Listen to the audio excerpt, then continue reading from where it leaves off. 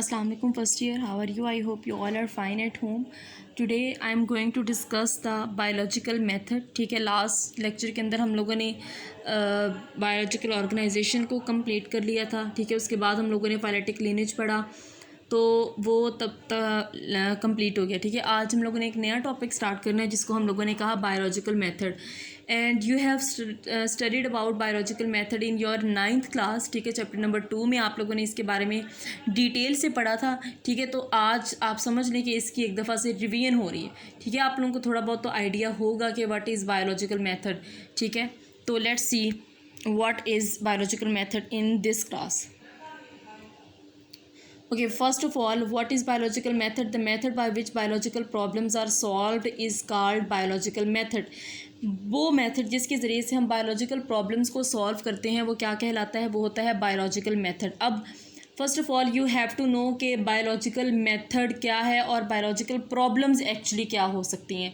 ठीक है, अब देखें, इंसान को अल्लाह ताला ने ब्रेन दिया है. ठीक है, तो ब्रेन जब इंसान को दिया है तो डेफिनेटली इंसान उसका बहुत यूज़फुल यूज़ करता है. ठीक है, उसको अच्छे से इस्तेमाल करता है. मतलब ये है कहने का कि इंसान जो है वो चीज़ों को ऑब्ज़र्व करता है. ठीक है, फॉर एग्ज़ाम्पल कि अगर मैं ये कहूँ कि ठीक है कि लीव्स हैं, लीव्स का जो कलर है वो ग्रीन क्यों होता है? ठीक है, वाई इज़ दैट कि ग्रीन कलर लीव्स का क्यों होता है? तो ये मैंने सोचा है ना अपने दिमाग से, मैंने चीज़ को ऑब्ज़र्व किया है. ठीक है, तो ये एक बायोलॉजिकल प्रॉब्लम है. समझ आइए मेरी बात की. इसको अब सॉल्व करने के लिए साइंटिस्ट ने जो तरीका इख्तियार किया उसको हम लोग कहते हैं बायोलॉजिकल मेथड. अब इस बायोलॉजिकल मेथड के अंदर डिफरेंट स्टेप्स हैं जिसकी मदद से साइंटिस्ट जो हैं वो बायोलॉजिकल प्रॉब्लम को सॉल्व करते हैं. समझ आई? तो अब आगे देखते हैं. Biological sciences has a set methodology. जितनी भी बायोलॉजिकल साइंसेज है, सिर्फ बायो नहीं, उसमें फ़िज़िक्स केमिस्ट्री सारी चीज़ें आ जाती हैं. उनकी एक सेट मेथडोलॉजी है. मतलब ये है कि वो कोई भी कंक्लूजन या कोई भी रिज़ल्ट निकालते हैं या हमारी बुक्स के ऊपर जो बात लिखी होती है कि ये इस तरह से है, तो उसके पीछे वो पूरी एक रिसर्च करते हैं. पूरे मेथड के ज़रिए से वो उसके ऊपर काम कर रहे होते हैं. ठीक है, एक्सपेरिमेंट्स कर रहे होते हैं, तब जाके वो कोई एक फ़ाइनल स्टेटमेंट देते हैं. तो वो जो सारी रिसर्च वगैरह कर रहे होते हैं वो on the basis of biological method ही कर रहे होते हैं. ठीक है, it is based on experimental inquiry. वही बात के एक्सपेरिमेंट्स की बेस पर वो कोई भी स्टेटमेंट पास करते हैं जो कि हमारी बुक्स के अंदर लिखी हुई, बहुत सारी फिज़िक्स के अंदर, बहुत सारी केमिस्ट्री के अंदर, बायो के अंदर ये स्टेटमेंट्स होती हैं कि ये चीज़ इस तरह से है. ठीक है, तो वो सारी जो स्टेटमेंट्स पास होती हैं वो on the basis of proper method एक इख्तियार करके होती हैं. ठीक है, ऐसे ही कोई स्टेटमेंट पास नहीं कर देते. उससे पहले बायोलॉजिस्ट या साइंटिस्ट जो होते हैं वो पूरा उसके ऊपर एक्सपेरिमेंट्स करते हैं अपनी बात को प्रूव करने के लिए. ठीक है, तो ये एक बायोलॉजिकल मेथड का एक पार्ट है. आगे है, following are the parts of या steps of biological methods. Biological methods के डिफरेंट स्टेप्स हैं, तो उसमें से हम लोग कुछ स्टेप्स आज इंशाल्लाह कवर करेंगे. नेक्स्ट बाकी जो स्टेप्स रह जाएंगे वो इंशाल्लाह नेक्स्ट लेक्चर के अंदर हम लोग उसको देखेंगे. तो ये पहले हम लोग देख लेते हैं कि इसके बायोलॉजिकल मेथड के टोटल स्टेप्स कितने हैं. 5 स्टेप्स हैं. उसमें observations, hypothesis, experiments, theory and law. और ये जितने भी 5 स्टेप्स हैं ये तरतीब से दिए हमें और आपने तरतीब से ही इसको याद रखना है. पहले ऑब्जर्वेशन आता है, उसके बाद हाइपोथेसिस, उसके बाद एक्सपेरिमेंट्स, उसके बाद थ्योरी और उसके बाद है लॉ. तो definitely first step is observation. Observation क्या होती है? ठीक है, ऑब्जर्वेशन को हम लोग उर्दू में बोलते हैं मुशाहिदा. ठीक है, अब अल्लाह ताला ने इंसान को डिफरेंट सेंसेस दी हैं जिसकी मदद से वो डिफरेंट चीज़ों को अपने इर्द गिर्द के माहौल को ऑब्ज़र्व करता है. ठीक है, तो इसका मतलब ये है कि ऑब्जर्वेशन हम किन चीज़ों से करते हैं? अपनी सेंसेस के ज़रिए से करते हैं. 5 सेंसेस होती हैं. ठीक है, कौन कौन सी? Vision, hearing, smell, taste and touch. ठीक है, and depending upon their functional ability. इनके जिस तरह से फंक्शन है उस ज़रिए से हम लोग चीज़ों को ऑब्ज़र्व करते हैं. फॉर एग्जांपल विजन मतलब आंखों से हम लोग देख के किसी चीज़ को ऑब्ज़र्व करते हैं, सुन के किसी चीज़ को ऑब्ज़र्व करते हैं in the case of hearing, फिर स्मेल करके, फिर उसके बाद टेस्ट है, फिर टच है. तो इन सारी चीज़ों से हम लोग क्या करते हैं? चीज़ों को ऑब्ज़र्व करना शुरू कर देते हैं. जब हम ऑब्ज़र्व करते हैं तो उस वक्त हमें किसी ना किसी बायोलॉजिकल प्रॉब्लम का पता चलता है. उसके बाद there are 2 types of observations which are in this slide.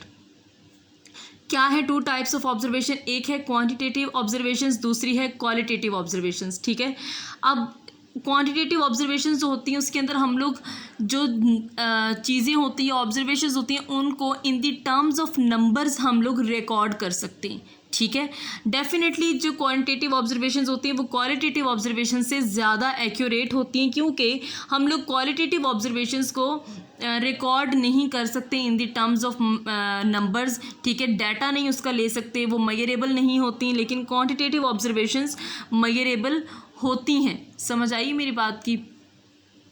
अब देखते हैं कि होता क्या है इसके अंदर। अब मैं आपको पहले ये बता दूं कि क्वांटिटेटिव क्या हो सकती है या क्वालिटेटिव क्या हो सकती है, ठीक है। अब देखें, अगर मैं कहूँ कि ये मटर का पौधा है, ठीक है, तो अगर मैं ये बात करूँ ना कि मटर के पौधे के ऊपर इतने मटर लगे हुए, मैं उनको काउंट करके बताऊँ, ठीक है, तो वो क्या होगी, वो क्वांटिटेटिव ऑब्जर्वेशन होगी, क्योंकि मैं साथ क्वांटिटी भी बता रही हूँ। समझ आई।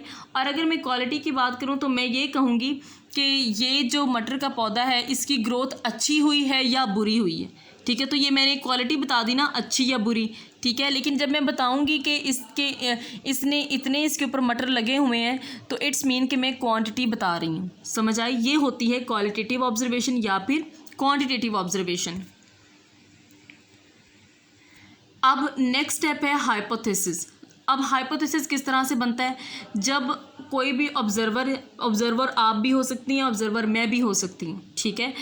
ऑब्जर्वर क्या करता है, जब वो ऑब्जर्वेशन इकट्ठी कर लेता है, फिर उसको डाटा की फॉर्म में अरेंज कर लेता है। समझ आई मेरी बात की। क्योंकि मैंने आपको बताया ना कि quantitative observations in the form of data हम उसको रिकॉर्ड कर सकते हैं नंबर्स की फॉर्म में, उसको डाटा की फॉर्म में वो रिकॉर्ड कर लेता है, ठीक है, डाटा की फॉर्म में। और फिर क्या करता है कि उस डाटा की बेस पर वो कोई ना कोई स्टेटमेंट पास करता है, ठीक है।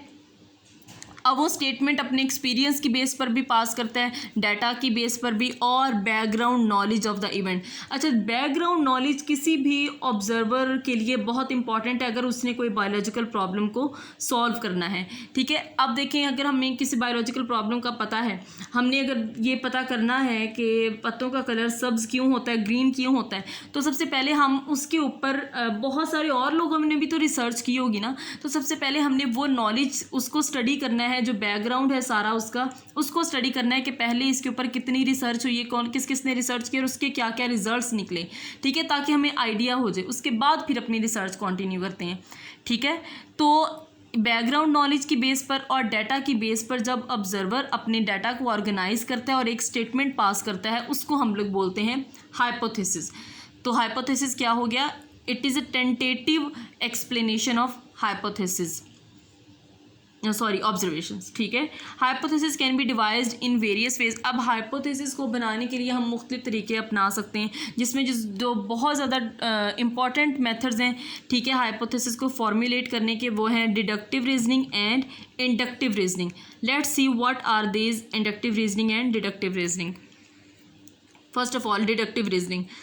डिडक्टिव रीजनिंग जो होती है ये मूव करती है फ्रॉम जनरल टू स्पेसिफिक। अब इसका मतलब क्या है कि हम जब कोई जनरल स्टेटमेंट पास करते हैं तो उससे हम एक स्पेसिफिक स्टेटमेंट को भी कंक्लूड कर सकते हैं, तो ये होती है डिडक्टिव रीजनिंग। फॉर एग्जांपल ये कि जनरली अगर हम लोग ये कहें कि जो परिंदे होते हैं, ठीक है, जनरली अगर हम लोग ये बात करें कि जो परिंदे होते हैं, ठीक है, उनके बर्ड्स होते हैं, ठीक है, तो ये एक जनरल सी बात है ना कि परिंदों के जो होते हैं विंग्स होते हैं, ठीक है, जो बर्ड्स होते हैं उनके क्या होते हैं, विंग्स होते हैं, ये एक जनरल स्टेटमेंट है ना, ठीक है। तो हमें इससे ये अंदाज़ा हो सकता है कि अगर जो स्पैरो है, चिड़िया है, ठीक है, वो भी तो एक बर्ड है, तो इट्स मीन उसके भी विंग्स होने चाहिए, ठीक है। तो हमने एक जनरल स्टेटमेंट ली, उससे हमने एक स्पेसिफिक स्टेटमेंट कंक्लूड कर ली, ठीक है।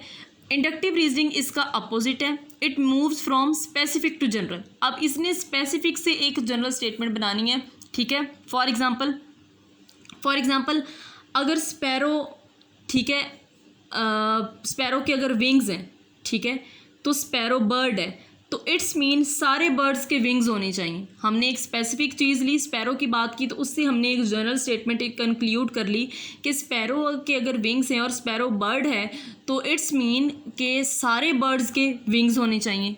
समझ आई मेरी बात की। तो ये दो मेथड्स थे हाइपोथेसिस को फॉर्मुलेट करने के। अच्छा, इसके अलावा भी हाइपोथेसिस को फॉर्मुलेट करने के और भी मेथड्स हैं, लेकिन वो हम लोग नेक्स्ट लेक्चर के अंदर डिस्कस करेंगे। आज के लेक्चर में आप लोगों ने इसी को बहुत अच्छी तरह से पढ़ना है, क्योंकि ये एग्जामिनेशन पॉइंट ऑफ व्यू से बहुत इंपॉर्टेंट क्वेश्चन है बायोलॉजिकल मेथड का।